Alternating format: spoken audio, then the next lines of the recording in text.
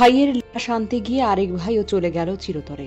ভাবতে পারেন, 1 বছর আগে যে ভাই বিদেশে পাড়ি দিয়েছিল স্বপ্ন নিয়ে, আজ তার লাশ এলো দেশে।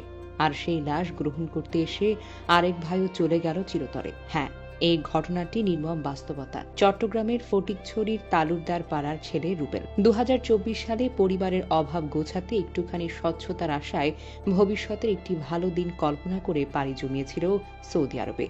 কিন্তু ভাগ্য তার জন্য অপেক্ষায় রেখেছিল এক ভয়ঙ্কর পরিণতি। তীব্র ক্ষুধার্ত অবস্থায় মালিকের অনুমতি না নিয়ে একটি বার্গার খেয়েছিল রুবেল। এই সামান্য কারণে শুরু হয় নির্মম নির্যাতন। প্রচন্ড ধরে গুরুতর আহত হয় সে। চিকিৎসাধীন অবস্থায় 2024 সালের 17 জুলাই মদিনার একটি হাসপাতালে জীবনের শেষ নিঃশ্বাস ত্যাগ করেন রুবেল। এরপর গল্প থেমে গেল না, বরং শুরু হলো এক অনির্বচনীয় ট্র্যাজেডি। ঠিক 1 বছর পর সে ভাইয়ের দেশে